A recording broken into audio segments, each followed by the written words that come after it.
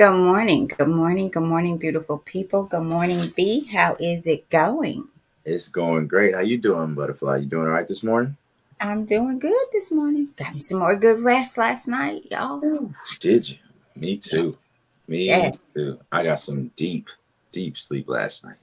Yes. Really? Much needed. But yeah, I mean, I was tired. I was really tired. But I forced myself by the week's activities, yesterday's activities, to get some good sleep. Prayed right before I went to sleep. That's always great. As soon as you get done praying, go straight to sleep. And Mm. I slept like a baby.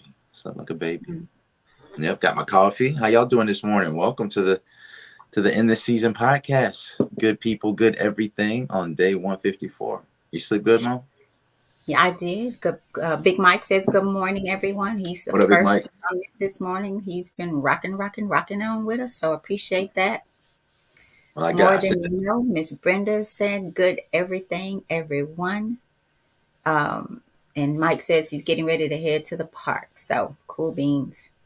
good. That's what I'm talking about. I was gonna say I got everything going for the Instagram. So whenever you are ready to put up the IG, we'll get those folks going live as well. All right. Every single morning, y'all, we take just a little second to make sure everything is going good. So thank y'all for being patient. Let us know where you're coming in from, and if you are watching this after the live stream, please make sure to like the video, subscribe, and turn on the notifications.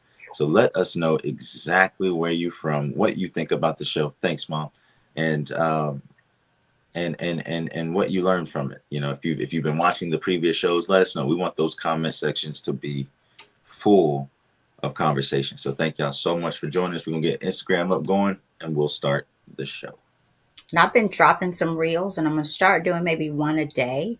Thank, thanks to Trent, he's been putting those together for us, and he has provided me with quite a few. So I got to catch up with him. But thanks to my brother Trent for helping on the back end. I really, really, really appreciate it. Thank you. Appreciate that, Trent, for real, brother. Thank you.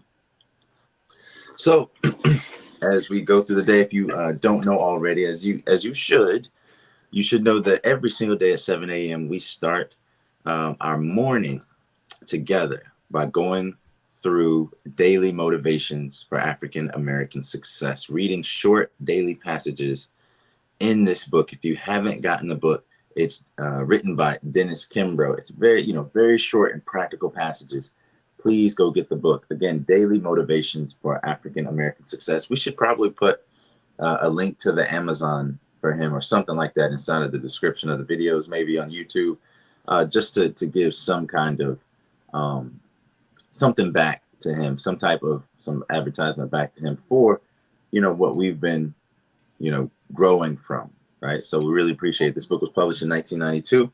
And if you don't know anything about the book, this book will help you focus on the thoughts, attitudes, and deeds that will lead to the achievement of your true goals. So this is to help you achieve your goals. And 365 powerful motivations, one for every single day of the year.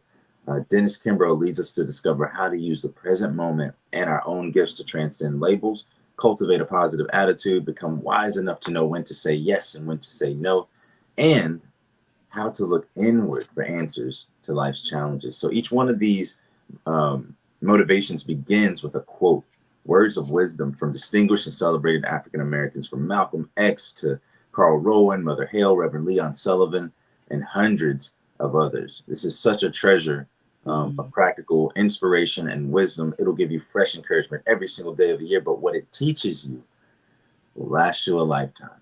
So we try to make sure that whatever we read, we dissect it, we open it up, figure out why did it make us feel this way, why what's the wisdom behind it, and share our thoughts and hopefully get some of yours. So again, stay in that comment section, whether you guys are talking to each other or you're talking to us. We can see those comments live, so please feel free to join the live every day. If you're not looking live, make sure that you catch one of our live streams at 7 a.m. every single morning, 7 a.m. Central Time Zone in the U.S. every single day. And this is day 154.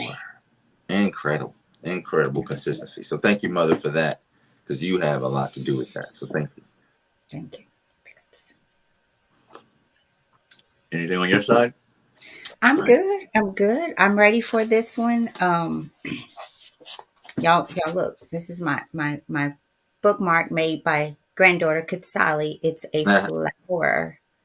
So this is my bookmark. I was so when I opened it up this morning and just I looked at it and I thought, wow, just the little bitty things. My homemade bookmark. Oh, Should date it, but yep. what's So, mine? Mine is it says, "What's the purpose of life?" I don't know if you can read that yet. oh, what's the purpose of life? That's What's your the purpose of? bookmark? Yep. Okay. Why am I? It says, "Where did I come from? Why am I here? And where am I going?" Um, and it's you get like free Qurans if anybody wants a Quran for free. Hmm. There's a link to do that. So if anybody wants one of those, let me know. I can get you 20, 30, 40 free Qurans if you want to. They are completely free.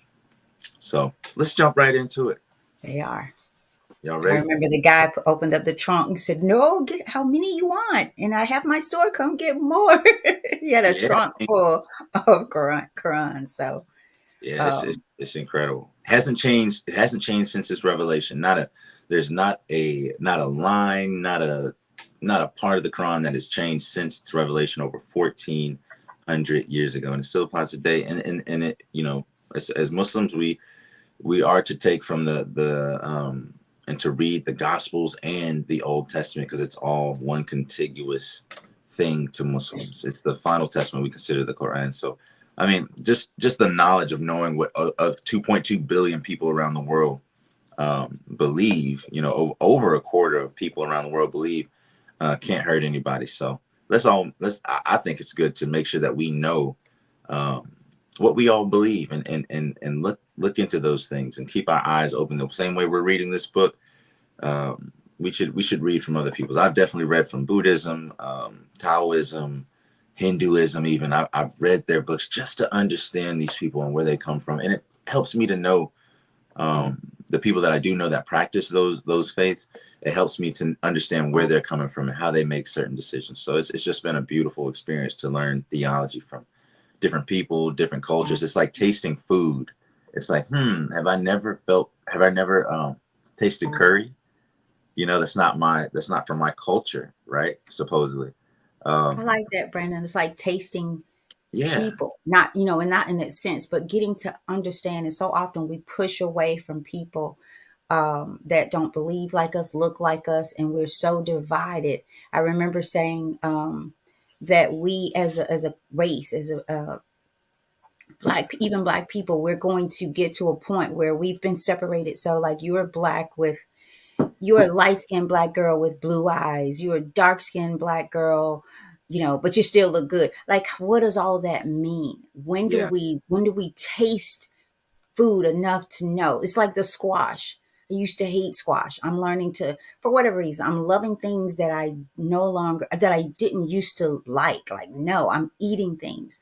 I'm enjoying things like traveling. Like, I was so stuck. I wouldn't travel because I didn't want to, I'm going to be honest here. I didn't want to use the bathroom like traveling. I didn't want to go to a hotel, y'all. I have checked in hotels that were nice, but I had such a something on anxiety. me Hmm. that I would check out and go come home, drive 5 6 hours home just because I the whole thing. And really, I think what it is we're blocked. All these things just block us from enjoying life because a million plus people are going to hotels every day, right? They're using public bathrooms. I needed to find a way that worked for me so that I could still live and Right. do some of the things with the people I love that I wanted to do with, right? And so I feel like shackles are just coming off and I'm starting to enjoy life. I posted out to the team this morning, when you love life, life loves you back, right? And so I'm just thankful. So, Brent, I love the way you put it, taste, like you're tasting food. It's like going to the Italian fest that I went to this year and learning about Italian food, and that allows you to have conversation and you no longer see these people as enemies, Yeah. because it's like, I'll tell you, you show me any other race and there's a person that can tell you about an encounter that they've had with God. So who am I Who am I to say that they're lying? Who am I to think when I tell them my story about my encounters and about my belief? If I think they're lying, don't they have a right to think that I'm lying? And I know that I'm not lying. So as God tells us, it's easy to love the people that are there for you, right? Even in loving him who you've never seen.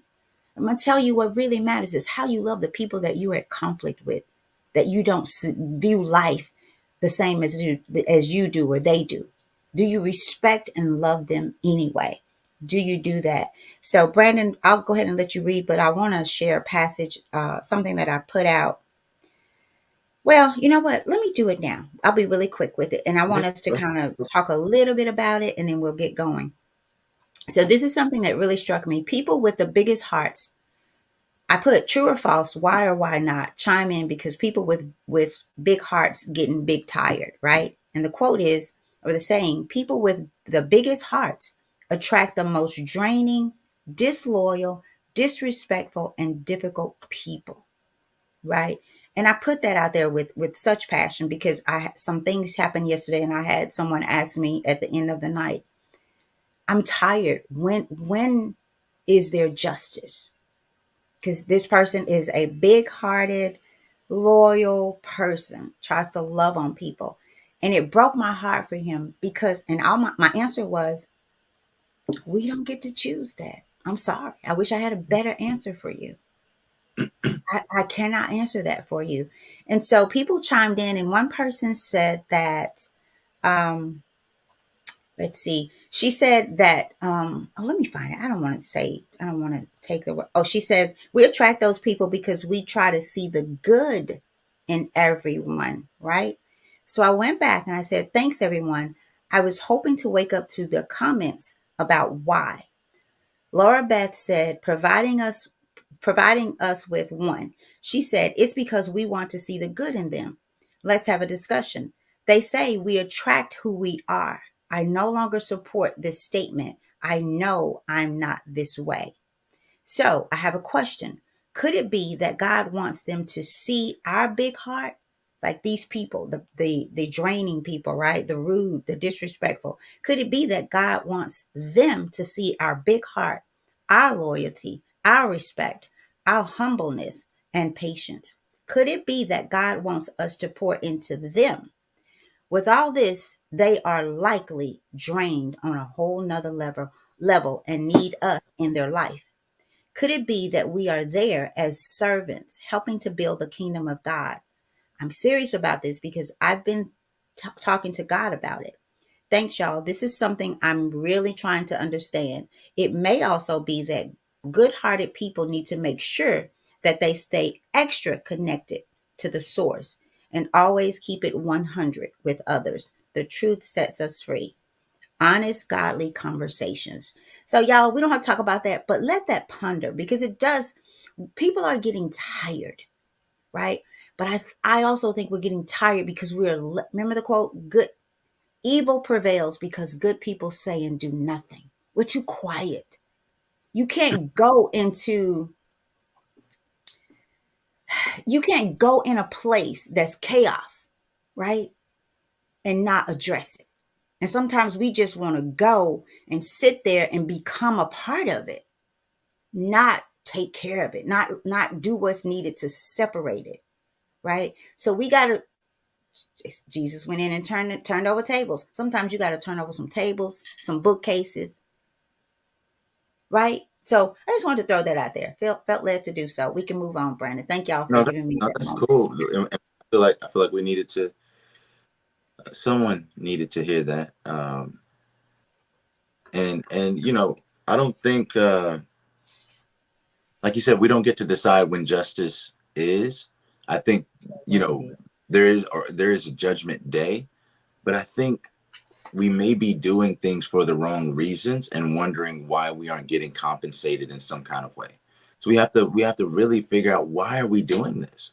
Why do Mhm, we entertain people that harm us? Why are we consistently there and don't set up boundaries for ourselves, right? mhm, There was a woman that came to Jesus who wanted some type of advice from him. And what did he tell her?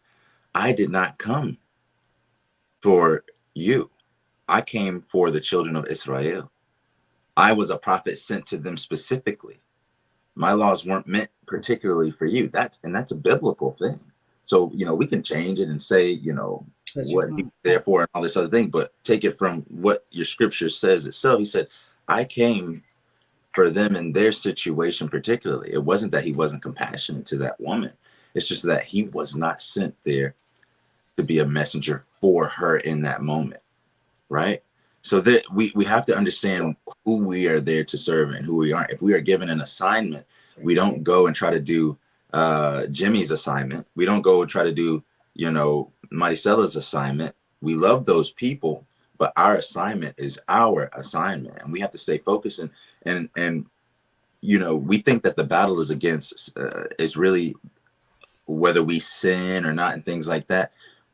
Forgiveness is for anyone who is earnest and honest and makes a genuine attempt to be better and ask their Lord for forgiveness. But guess what the devil's number one thing that he's trying to do? All the Satans around, all the little Satans of the ones that are men and the ones that you can't even see.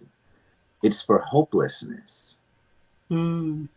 Hopelessness is the measuring stick, because Satan just has respite as of right now. He has respite. He is trying to prove to God that we do not deserve to be Khalifa of this world. We do not deserve the ability of free will. We do not deserve to be created because he's jealous of the creation of human beings, of humanity. He was jealous of Adam, right? He was haughty, thinking, I am better than them. Why would you create them when you have me, when you have us, right? I will show you that they are not worthy of this distinction. And the only way that we are taken away from that is if we are hopeless in our disposition against God. If we feel like God is not going to help us, that there is no justice from the one that's the most just, that there is no mercy from the one that's most merciful.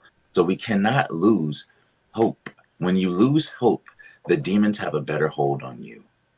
When you lose hope, it creates a gap inside of your heart, and which is filled with evil spirits, which is filled with depressing and possessing spirits. All spirits aren't just possessive. Some are depressive, meaning they weigh you down.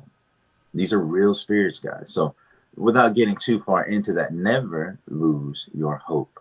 Never lose a positive disposition on God's purpose for your life. And know that no matter what experience you have, just like Job, everything that happens in your life, in your experience, is going for the greater glorification of God, whether you choose to be a part of that plan or not. You can plan, but God is a better planner than you. The people around you, the circumstances may have plans, but God is a better planner than they and them. So just to let you guys know, never lose your hope and your positive disposition for God's work in your life, because he's closer to you than your jugular vein. Okay, so let's get into the reading. Yeah, Brandon, thank you, honey. Preach to the people and your mama. Yeah, I'm gonna change it up today. That's my song. I used the word my, Brandon. I I'm the changed it up today. That's what my bonehead, my bebop. God bless me with him. Thank y'all. and Thank me you, with God. you and me with you, because all praise be to God, because I promise you it ain't from me. It's like these are things that I've been guided to learn, to hear from people in situations, people specifically that have studied the have studied the logic of God, the theology, for and dedicated their entire lives. I'm talking about Black men from the age of 12 years old that were sent overseas to the lands to study with people of all races. Like we are one people. There's one God. The only reason God made us into different people was so that we would have incentives to get to know each other. So while you sitting over there eating the same plate of food every single day, there's a feast. There's a feast waiting for you with people from different places and different things. And I promise you, you can read all of these things and you can find God in them all.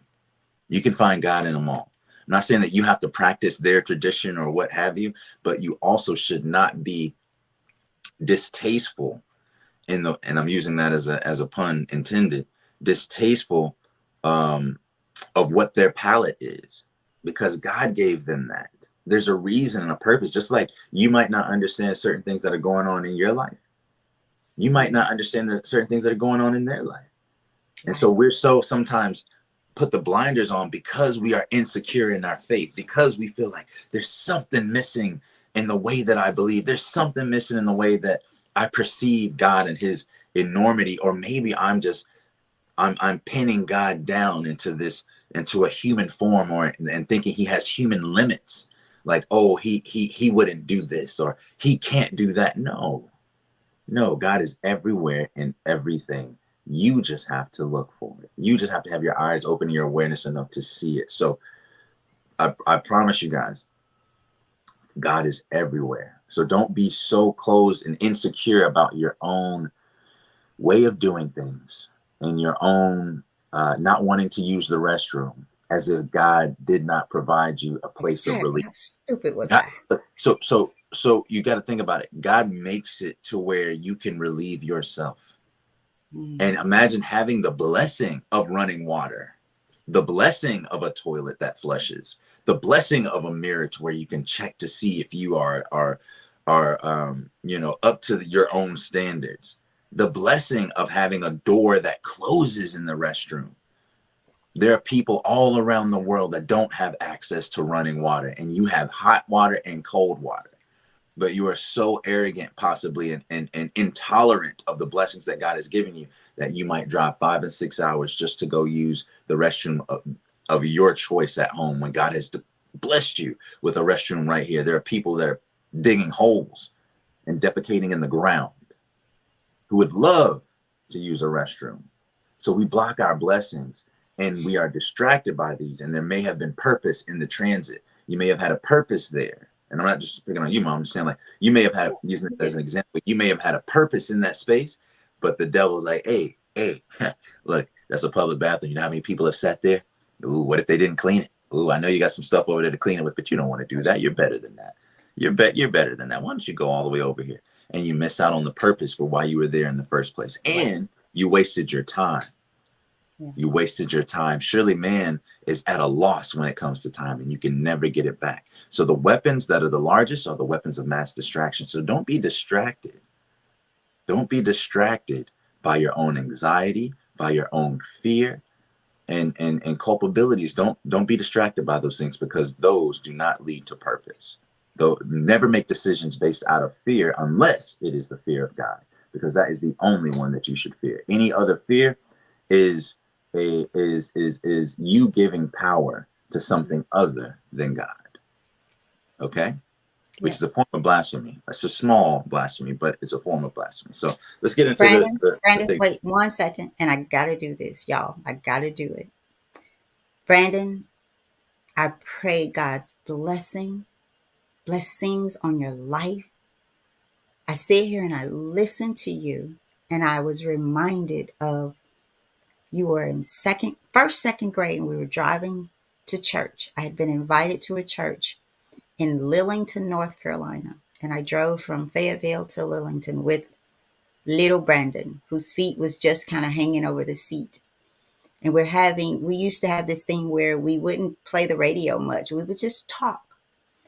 And so we were talking, and all of a sudden, my little Brandon got really quiet on me and very reserved. Like and I thought, what is going on? Right? It turned on just like that. And so we're driving, and it's like I said, it's a little ways, um, 2-lane highway. And so finally I said, is everything okay? And he said these words to me. He said, you went around a car with a handicap sticker. You could have waited because they were going as fast as they could go, and God would have understood. Those were this little man's word. Do you remember that? Mm-hmm. And I've seen countless times, and I'm thinking, I mean, really, it's a 2-lane highway.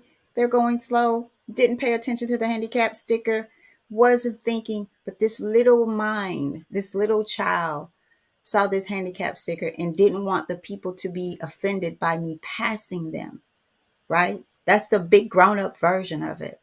And I've watched him time after time after time give of himself to so many people. And some of the people he were giving were these people, right? These people that I talked about in this quote, right? And that's what I meant. I don't know if KL is listening, but I feel like I passed along this generational curse to him of giving of yourself out of balance, out of discernment, right? Right. And I remember your roommate, what's his name? Outdoorsy. Zorzi telling my father at Brandon's graduation, college graduation, he said, Brandon is so giving, almost to the demise, his demise. He will give, give, give, and do, do, do. And so that's what I wanted to I wanted to bring him to a place of discernment about his doing, his giving, and making sure that he's good first, right? Even the man at Popeyes, where you they wouldn't give him food. He just was short a little bit, 6th grade. And there's so many things. Even going into your graduation, you asked me to give the homeless lady some money, that you give it back to me, right? So I pray God's blessing upon you. And I hope that you know that you know that you know that God has his hands on you, and that I'm a praying mama, and no weapon formed against you shall prosper, no matter what it looks like. And y'all, the Bible didn't say that the weapons will not form. He said that they will not prosper. And you better know, if you love God, some weapons right now are planning to form around you against you. But you step out with hope, faith, and trust in the Almighty God. And it's regardless of how you believe. Because like I said, you tell me your belief, your religion, and you'll have a story of an encounter where God has showed up and showed out for you. I have that same story. And I've always welcomed people no matter how they believe, because that's not my call.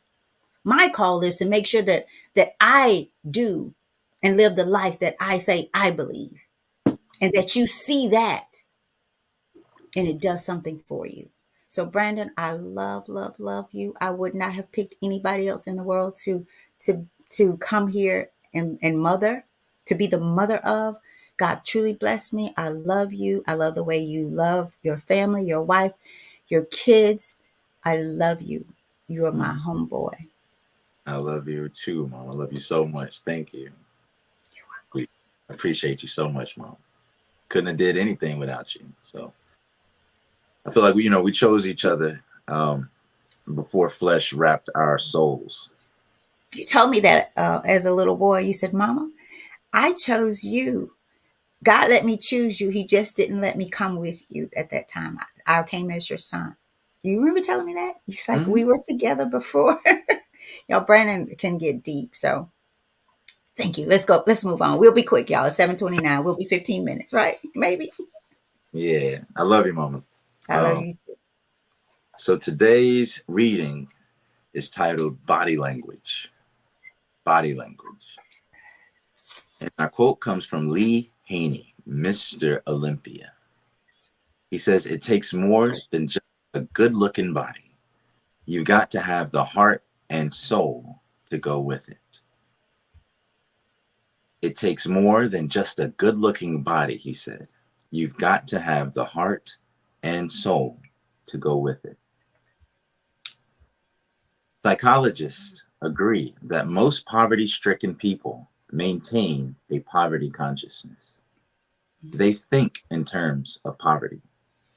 They fear poverty. They talk poverty. And prophetically, they receive poverty in abundance. However, each of us has been given the power to affect the odds in our favor. For example, a number of years ago, a haggard looking, beaten old man entered the parlor of a fortune teller. Without a formal introduction, the tattered stranger explained to the prophet, that a mutual friend recommended he pay her a visit with the ultimate hope of turning his life around. He went on to say he had decided to end his life if he failed to get help. From all outward appearances, the stranger was a failure. He had the dull stare of defeat in his eyes and the drooping shoulders of a man worn down by life. Yet someone had recognized some degree of worth in him to send him to this woman. She pondered what to do for him. A full-length mirror, which was concealed by drapes, stood in the rear of her parlor. The downhearted visitor was asked to stand in front of the curtain while he was introduced to someone who might be able to help him regain his self-confidence. After building up to a dramatic climax, the woman pulled the drapes apart. The dejected old man stared at himself in the mirror. He gazed at his own image, stunned and speechless. After a lengthy scrutiny, he realized the answer to his problem. With sincere thanks, he hugged the fortune teller and went his way. And the affirmation, inspiration, and motivation at the end of today's passage reads, I can only rise and achieve to the level of my self-concept. We read it 3 times, 1 time for you, 1 time for me, and 1 time for the person that you're going to share this with. I can only rise and achieve to the level of my self-concept. And last time, I can only rise and achieve to the level of my self-concept. Simone, what do you think about that?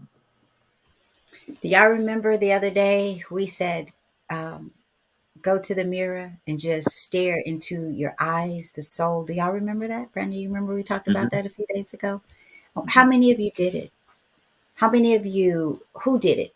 Who just, doesn't matter how long, who just took a minute or so to stop and view and really reflect upon what you were viewing, your thoughts about what you were seeing, about yourself. Y'all, we are so afraid of the self, yet we're so egotistic and protective of it, right? Of its outer world. But as I said yesterday, day before, when we begin to, and I talked about the assessment that I offer, even the word assessment, people get afraid. Oh, I don't want to be assessed, right? Before you buy a house, it's appraised, right? It's inspected. So you have to inspect yourself, appraise yourself, view yourself. You have to talk to yourself about what you think about yourself and why. So self-concept is an idea of the self constructed from the beliefs one holds about one's self, right? And get this, the responses of others. Because if truth be told, much until you have learned, right, that there's more to you than what you fix up on the outside, right? There's a you that's not the you that you fix up on the outside. There's a fixing of the inside that changes your body language, as our topic is today here. And it will take you to this point that it takes more than just a good looking body. It takes more than those red bottom shoes, ladies.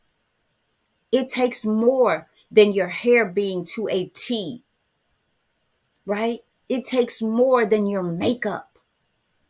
It takes more than the tight jeans, right? We're so full of ourselves. But when you love you, man, you could put on a t-shirt and some raggedy old jeans and somebody will see your light, right? Darren Tate, Brandon, you know D. He put out I guess like a little quote that asked people. He had a friend that had a wig on, and the mom said, "I like your hair," and Darren said, you like her wig. And people, there was an offense. She was apparently offended. And so he wanted people to chime in. Was I wrong?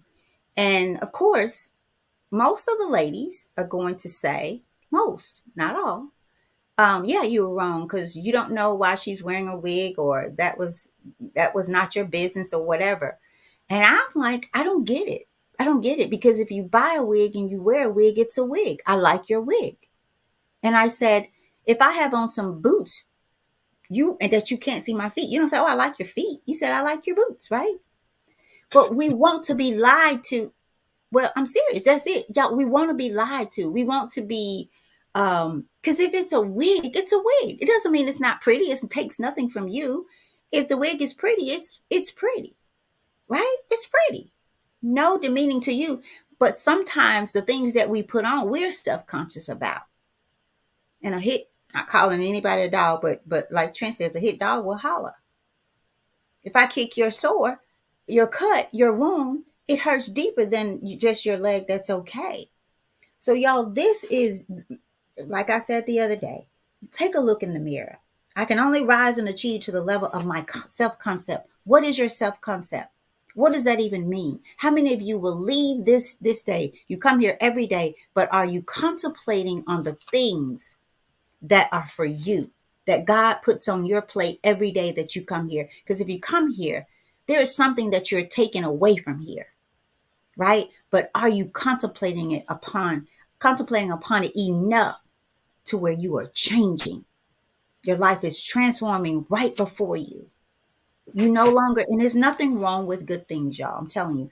And I'm going to say it again. It's only when you feel that you're nothing without them, right? And that the only way people will see you, your outer you, right, is that you have these things.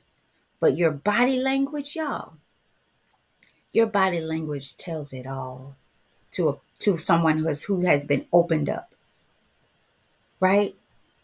So it does. I love this one. I'll keep it short because I've already kind of had my thing going on here.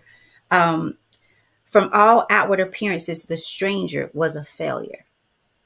From all outward appearances, and that's what we focus on. But one day you will realize that it takes more than your good looks, your good body, right?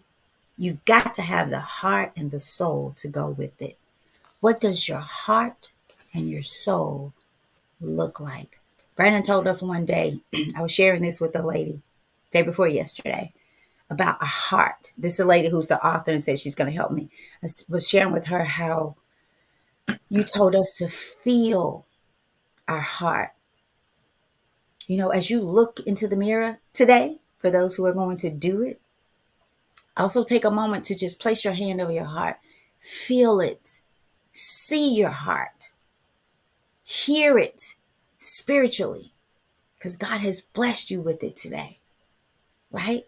There's some people who didn't make it, y'all. And some of the things you are walking around here dealing with and think that because you got them, some of those things that you got it and you making it, and y'all go home and you're broken inside. You're broken. You're just getting by emotionally. I put out there that I would give an assessment away the other day. Not one of you said, you know what? Maybe I can learn a little bit more about myself. Not one person sent me a message. I've given so many away, and most of the people I give it away to don't even come back to have it unpacked. Yet you want to grow and learn. You want to transform your life. But we'll go out every day and spend some money on some stuff that ain't doing nothing for our inner man. And so when the mirror is pulled back and you see you, what do you see? Now, this man had enough in him to be like, oh, I got it. I got it. We could pull the curtains back on some of y'all. You will see it and go right on back to the store and buy something to feed your outer man, your outer world. Because you don't want to deal with what you see inside. Over to you, Brandon. Thank you, Mom. Appreciate that. I think you said a couple things that really inspired me, inspired my thoughts. And I thought about I think it's in Deuteronomy where it speaks about taking no. Deuteronomy is it translates, I think, out of Greek to the new law, right? And this is the time after Exodus when Moses was in and the Beni Israel, or the children of Israel, were in transit across the desert, I guess. And it said, take no graven images of wood or stone, right? And this is, of course, this is alluding to idol worship, right? And I think I'm reminded also of like Abraham's father or uncle. Some scholars say his uncle, who was graving the images and worshiping them. He was actually producing and create. He was the one who would create the idols for people to worship. They say, "Oh, make me the god of this, and make me the god of that," or of fertility, and so they could have children and things like that, right? And Abraham asked, like, why are you worshiping things that you've fashioned out of your own hands that can neither benefit you nor harm you? And I think about the graven images of ourselves. And I think about how offended Abraham's father was at the fact that someone would be so bold as to deny the most apparent lie, something that was so obvious that it was not true, but that no one would speak of. I think this is when things get really dangerous in interpersonal communications, when someone denies the lie that someone else is projecting. And the greatest lies that we tell are the ones that we tell to ourselves, right? And when we tell ourselves those lies, we expect everyone else to be not only not silent, just silent, but complicit in the lie, in some form of agreement, whether it be expressively or internally with the lie, in the way that they act around us. So when Darren Tate said, "You like her wig," while I do think that was distasteful, like just a little bit, it was a little tone deaf for the situation. I also, because he wasn't involved in that conversation, somebody was giving a compliment to someone else, right? And there are times when you don't have anything nice to say, to not say anything at all. But shout out to Darren Tate, because I love Darren Tate. But But they were in a conversation in his home. Like they oh, were all there together in his okay, home.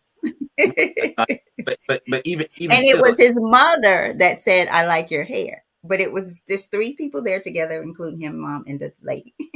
So they right? were in the midst of conversation. So if that I helps. get, I get that. But if you're the only guy around two women, let me tell you, brother, sometimes silence is powerful. You know what I'm saying?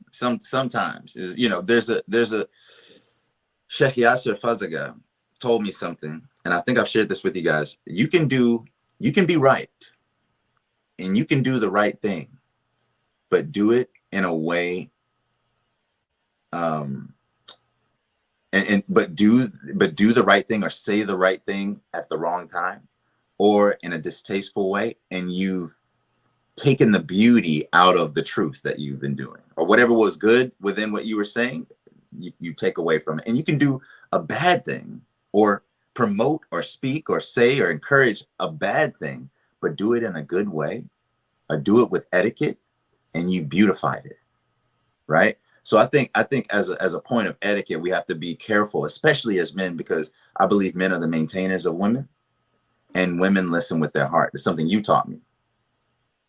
Women listen with their heart. So there might be a different way to go about it. You know what I mean? That's just me. But I do agree that, there's this huge insecurity, especially with Black women, as it is associated with their hair. As it Brandon, is, may I say something real quick? Also, on the flip side of that, we know Darren. Oh, I'm gonna have to just tell Darren that he's become a topic here. But that's my, Darren is also, in my opinion, Darren likes natural. So we're all coming from a place of our own. Like he likes a more, women with their own natural hair and things like that. So that's gonna be his thought process. And I get what you're saying, but I'm saying this to say, um, nothing wrong with ladies if you want to wear your wig, and if somebody says it's a nice wig, thank you, my Exactly. brother, my sister, It's because so it's all self centered, or coming from an internal self of how we receive it. Because I instantly thought about my girl India, doll face, y'all. Look her up. Somebody could have said that to India, and she would have been like, "Thank you, my brother," yeah, because yeah. that's how she is confident. Not saying I don't know the girl, so I'm not saying she's not confident, but it wouldn't offend her because she's like, "Yeah, it's a wig, baby. I'm rocking it. I'm gonna rock another one tomorrow." That's when But you have the self confidence where stuff like that, you don't pick it up, you don't put it down. Just want to right, get the that. larger point I was getting to is that you can tell when someone has made their own graven image of themselves, Yeah, right? And have started to idolize an image of themselves that's not true to themselves. yeah, You know what I mean? And so, and when others don't um, support that image, or the displacement of reality, we become very offended. People can become very offended because, like you said, if you touch a sore spot, it's gonna hurt, right? If you touch a wound, it's gonna hurt, and it's obvious in many cases. I heard the statistic that 21% of Black women use bleaching cream, skin lightening cream. I heard that statistic yesterday from Mark Lamont Hill. 21% use mm, skin lightening cream and don't say anything, aren't speaking about it. Why is it? You go to Walgreens, why is that on the shelves? Obviously, there's a market for it. So, what images are we creating of ourselves that mm. we are worshiping, in a sense? And I'm not saying worshiping as if we're bowing down, but we are letting it lead our decisions. So for me, seeing this man that's tattered, and not and by all appearances, he's unsuccessful and a failure. But know that that can change at the flick of a light. I've shared the story before about the billionaire George Cates, late great man. Rest in peace to my brother George Cates. Um, who when I had my first meeting with him at the Hyde Family Foundation, 17 West Pontotoc in Memphis, he he pulled up. I mean, he pulled up in an old series BMW, a old series, like not nowhere near the new. I mean, it might have came out in '88 or something. I mean, I don't know. It was old. And here I am pulling up in that thing, yeah, like that Thinking, black metallic paint. I had the panoramic sunroof and the nice wheels and the T8. Y'all remember THX that does the sound system inside of movie theaters? Where it's like, you could press that sound in my car and it would make that sound. And it had like 40 speakers inside of the car because I really like, a good system. And I pull up and he pulls up in this thing, and I ain't got shoot, nothing to my name. You know what I mean? I'm out here fronting like a man. I'm fronting like a Porsche with the engine in the front, in the back. You feel me? And he pulls up in this, and this man's a billionaire. I get out, I'm dressed to the T. Only thing I didn't have was a bow tie. You feel me? And he was in just some little khakis, little not like a little collar shirt. tell about how he parked parked down, He parked he passed all the parking spaces. all the parking spaces. And this is a man that was at the time, I think George died at 81. So 81, 82, something like that. So when I met him, he was in his late 70s. And he parked further away, and here I am parking right in front of the door. You know, just the ego of it all that I didn't even see within myself. And he gets out and walks all the way down, and I'm sitting there looking at this man, and I ain't even got out my car, and I'm embarrassed to get out of the car. All I'm right, straight, George Foreman. I'm straight up embarrassed. Yeah, like George Foreman said, Yeah. I'm embarrassed to get out this car, man. I don't even want this car right now. And it was a blessing, so thank you. But it's just like I saw myself in a different way. The image that I had graven of myself was being shattered at the humility of someone who had almost a infinitesimal amount more than me, but who showed it less. And I was shown true humility in that sense. Humility, in my opinion, can only truly be shown when someone has power. Because you have the choice to practice humility. It's easy, I think, to be, I won't say easy, but it could be easy to be humble, right? When you have humble things. But when you have the power, and this is, I mean, you can be humble, but when you have the power to do a lot, when you have all this money, but you still choose to be meek, when you lead the biggest army in the world, but you still choose to be merciful, to me, that shows more of your character because you have the capacity to do so much, right?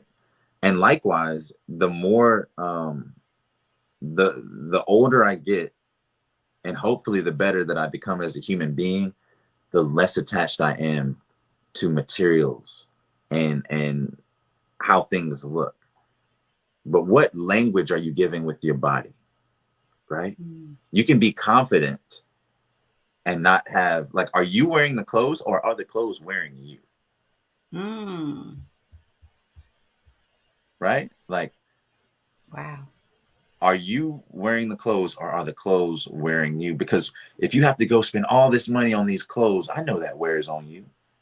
How you feel when you walk outside and you don't know if it matches just the exact right way, or how people perceive it, if it's still in style, if the shoes look good, if your hair's tight, if all these other things that you're doing to try to prove yourself for who, then those clothes are wearing you. They're wearing you down.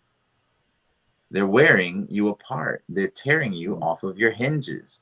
They're making you delusional. They're creating anxiety and angst inside of you. Those clothes are wearing you. Now, if you're wearing the clothes, y'all, I'm telling y'all, I will go to the thrift store, like my dear mother over there on the other side. We'll go to the thrift store. I've gotten suits and coats from the thrift store and been just fine. No name brand at all. And right now, I prefer to wear things that I don't have nothing on this shirt. There's not you can't tell what it is. Ain't no telling where. I probably got it from Marshalls or Ross's or something. And I would prefer that, right? Because then you're getting to know me as a human being. You're not judging me by my graven image, right? So let's be careful about what images we put on ourselves. We don't even know what these names mean. We don't even know the spirits on these things that we're wearing. We don't know. Think about it. There are people in sweatshops making Nikes Mm. in Asian countries where the women who are pregnant can't even get up to go use the restroom without being reprimanded and their money being taken. There are people being paid pennies, and then they're charging hundreds of dollars. And the spirits, the energy that's put on there, the sadness, the depression, the anxiety, that just like food, when somebody cooks food and they love you and they enjoy the passion of cooking, it tastes different. I don't care if they use the same ingredients. It fulfills you in a different way. So would the same not apply to these clothes that we're wearing that are made in sweatshops where people are being oppressed, that are polluting the river and water systems as they create them, and then we put them on as if we are high and mighty? Are we not complicit in the genocide of our own souls? You see what I'm saying? Like, there's an energy that's associated with that. So the best thing that we can do is look in the mirror and take an assessment of ourselves and take inventory of who we are and how much does our reflection show, as Christina Aguilera said, who I am inside. Mm. From the soundtrack from the Mulan movie, the Disney Mulan movie. So when will your reflection show who you are inside? Can you bridge the gap between your reflection and who you are inside? And is who you are inside something that you are even comfortable showing? Or are you embarrassed at the lack of character? Are you embarrassed at the lack of integrity? Are you embarrassed at the lack of mercy and compassion? And if you are, then fix it so that you'll be comfortable showing your true self and expressing your true self. And I'm not saying that everyone should have access to you and all that you are, right? Boundaries are definitely something that we should all incorporate into our lives, right? It's much needed. But for who you are as a human being, are you true to yourself? Are you authentic in who you are? And if you are not, you will walk around every day with anxiety, with depression, either looking too far into the past or too far into the future and never being present and given the gift of life, of the current moment. So let's take a look at ourselves today. Look in the mirror, put your hand on your heart, feel it beat, and think about who you are inside and bridge the gap between who that is and what you see. That's all I got. All right, so that's all I have too, Brandon. I am going to put a site out that I found. It's positivepsychology.com. Then it talks about self concept. Some really good information on there.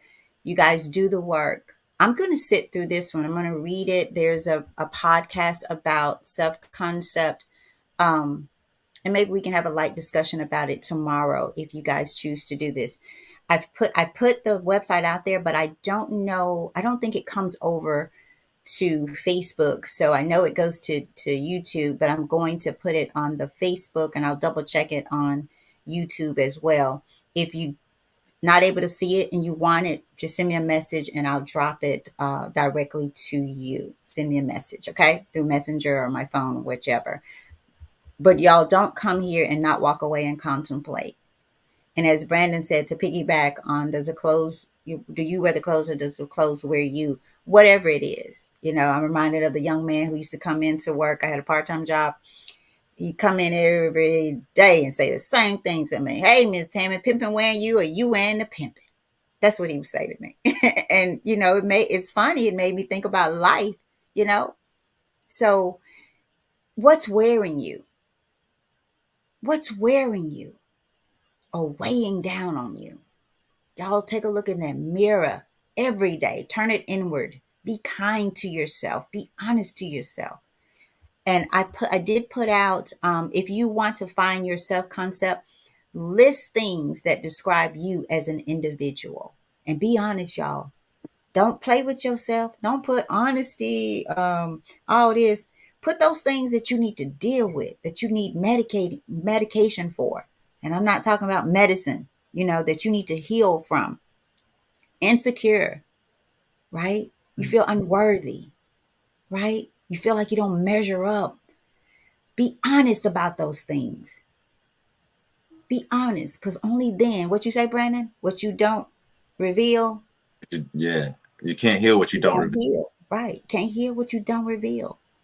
And if you don't want to do it for yourself, ask somebody that's very dear to you, who loves you and who wants to see you grow and break free from yourself to help you compile that list. But be ready. Be ready to see the list, but also to see beyond, meaning what's behind all this flesh, all these clothes, what's behind it, what's in your heart, what's in your spirit. Be ready. Be ready. Right. So that's all I have. Thank y'all for rocking with us. Thank you, YouTube, Instagram. I'm going to be getting on Instagram, you guys, and I'm going to be getting on TikTok. Oh, okay. You're See? gonna go super viral. Hey, I ain't gonna play Do it. with it. Don't It play is with it. what it is. Pimping Oh, ain't wearing me. I'm gonna wear the pimping, baby. I know that's right. And I the know that. clothes gonna be straight from the Goodwill. We all take care today. Our title today was body language, and our quote came from Lee Haney, Mr. Olympia, who said it takes more than just a good looking body. You got to have the heart and soul to go with it. And our affirmation and inspiration came and said that I can only rise and achieve to the level of my self concept. I can only rise and achieve to the level of my self-concept. One more time. I can I only rise and achieve to the level of my my self-concept. self-concept. All right, y'all. Y'all take it easy. Practice that. Look in the mirror. Put your hand on your heart and pledge allegiance.